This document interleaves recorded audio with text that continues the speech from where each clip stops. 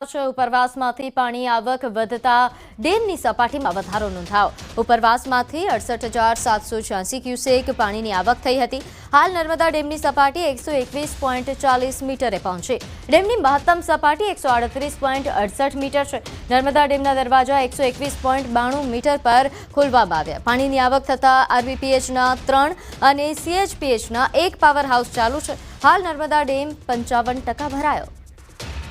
તો સરદાર સરોવર નર્મદા ડેમની સપાટીમાં સતત વધારો નોંધાઈ રહ્યો છે। નોંધ્યું છે કે ઉપરવાસમાં ભારે વરસાદના કારણે અહીં પાણીની આવક વધી રહી હતી અને હાલ પણ આ આવક ધીરે ધીરે વધી જ રહી છે। ત્યારે ગુજરાતવાસીઓ માટે આ સારા સમાચાર છે, કારણ કે નર્મદા ડેમ સિંચાઈ માટે મહત્વપૂર્ણ ગણાતો ડેમ છે, જેને લઈને વધુ વિગત સાથે આપણી સાથે સંવાદદાતા દીપક જોડાઈ ગયા છે। દીપક, હાલ સરદાર સરોવર ડેમની પરિસ્થિતિ કેવા પ્રકારની? બિલકુલ, ખાસ વાત કરીએ તો જે સરદાર સરોવર નર્મદા ડેમ છે ગુજરાતની જીવાદોરી ગણવામાં આવે છે અને આ ગુજરાતની જીવાદોરી ખરેખર હવે સાબિત થવા જઈ રહી છે। ઉપરવાસમાં એટલે કે મધ્યપ્રદેશમાં સારો વરસાદને કારણે નર્મદા ડેમની સપાટીમાં ઉત્તર વધારો નોંધાઈ રહ્યો છે। ખાસ કહી શકાય કે જે 24 કલાકમાં 70 સેન્ટીમીટરનો વધારો થયો છે। મધ્યપ્રદેશમાં જે પાણીની વરસાદ સારો થઈ ગયો, જેને લઈ નર્મદામાં નવા નીરની આવક થઈ રહી છે।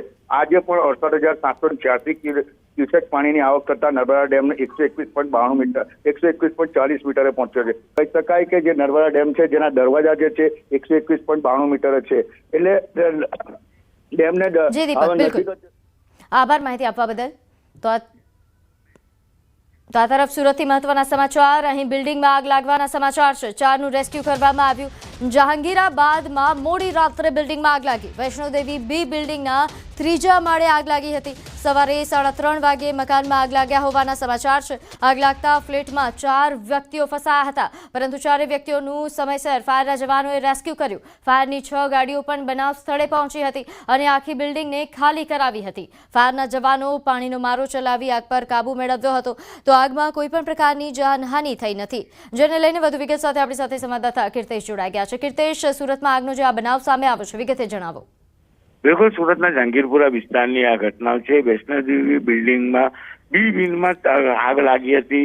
કહી શકાય સવારે 3:30 વાગે આગ લાગ્યાની જાણકારી સુરત ફાયર વિભાગને આપવામાં આવી હતી, જેને લઈને પાલનપુર, અડાજણ અને મોરાપાગળ ફાયર વિભાગની 6 જેટલી ગાડી ઘટના સ્થળે દોડી ગઈ હતી અને 4 જેટલા વ્યક્તિઓ આ ફ્લેટમાં ફસાયા હોવાની જાણકારી મળી હતી। જોકે ફાયર વિભાગે તાત્કાલિક રેસ્ક્યુ ઓપરેશન શરૂ કર્યા હતા અને 4 વ્યક્તિઓને કહી શકાય કે તેમને રેસ્ક્યુ કરી સહી સલામત બહાર ઉતારવામાં આવ્યા હતા।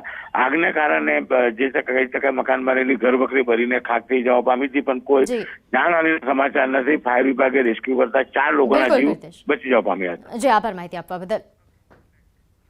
તો આગળ વાત રાજકોટની। અહીં મહાનગરપાલિકાની બેધારી નીતિ જોવા મળી। અગ્નિકાંડ બાદ કોઈ અધિકારી કે પદાધિકારી જવાબદારી લેવા માંગતું નથી।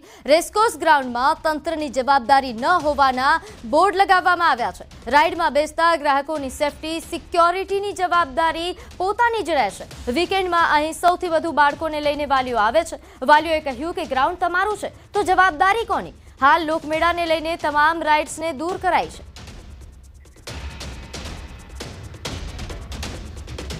રાજકોટ રેસકોર્સ ગ્રાઉન્ડ મેળા નિમિત્તે ખાલી કરવાની કાર્યવાહી ચાલુ કરાવેલ છે।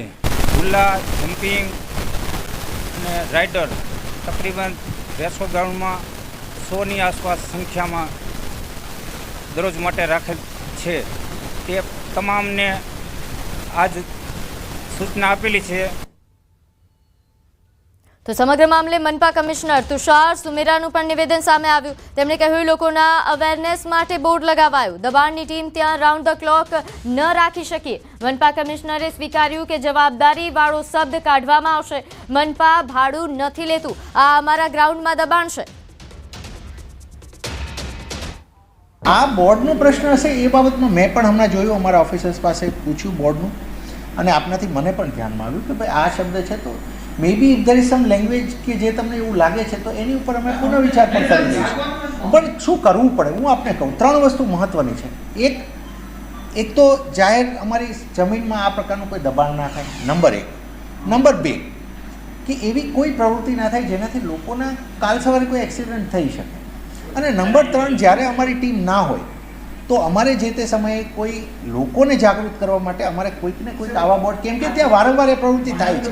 એક તરફ જન્માષ્ટમીનો મેળો જે છે એ રેસકોર્સ ગ્રાઉન્ડ ખાતે યોજાવાનો છે, બીજી તરફ અહીંયા લાગેલા બોર્ડને લઈને પણ વિવાદ સામે આવ્યો છે, ત્યારે દબાણ શાખાની ટીમ છે તે પહોંચી છે, અત્યારે આ રાઇડ છે તે હટાવવા માટે જે પહોંચ્યા છે. બીજી તરફ આ દ્રશ્યોમાં જોઈ શકો છો કે જે રીતના દબાણ શાખાના જે અધિકારીઓ છે તે અહીંયા જે રાઇડ ચાલકો છે તેમને પણ સમજાવવાનો સતત પ્રયાસ કરી રહ્યા છે, સતત જે છે તે અહીંથી રાઇડ હટાવવા ન દેવામાં આવે, ધંધો કરવા દેવામાં આવે તેવી રજૂઆત કરવામાં આવી રહ્યા છે. બીજી તરફ જે દબાણ શાખાના અધિકારી છે તે પણ કહી રહ્યા છે કે તેઓને જે છે અહીંથી તાત્કાલિક જે છે એ ખાલી કરી દેવામાં આવે. રાજકોટનો આ રેસકોર્સ ગ્રાઉન્ડ છે, અહીંયા અલગ અલગ 200 જેટલી રાઇડ છે, જોકે એક પણ રાઇડની અહીંયા મંજૂરી લેવામાં નથી આવી, મંજૂરી વગર આ રાઇડ ધમધમે છે.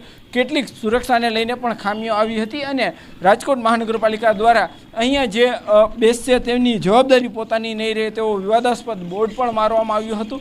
ત્યારે અત્યારે જે રીતના અહીંયા જે છે રાઇડ હટાવવાની આદેશો આપવામાં આવ્યા છે, ક્યાંક ને ક્યાંક રાઇડ જે છે અહીંયા હટતા ક્યાંક જે રાઇડ અહીંયા જે ધંધો કરતા હતા તે ધંધાર્થીઓમાં પણ ચિંતાનો વિષય છે. બીજી તરફ સુરક્ષાને લઈને પણ અનેક સવાલો ઉઠી રહ્યા છે. આગામી સમયમાં લોકમેળો ગ્રાઉન્ડમાં યોજાવાનો છે, ત્યારે અહીંયા હરાજી સહિતના અનેક કામગીરી પણ થવાની છે, જેને લઈને અત્યારે જે છે તેમને દબાણ જે અહીંયા હટાવવાની જે કામગીરી છે તે પણ શરૂ કરવામાં આવી છે. હાર્દિક જોશી, ન્યૂઝ 18 ગુજરાત.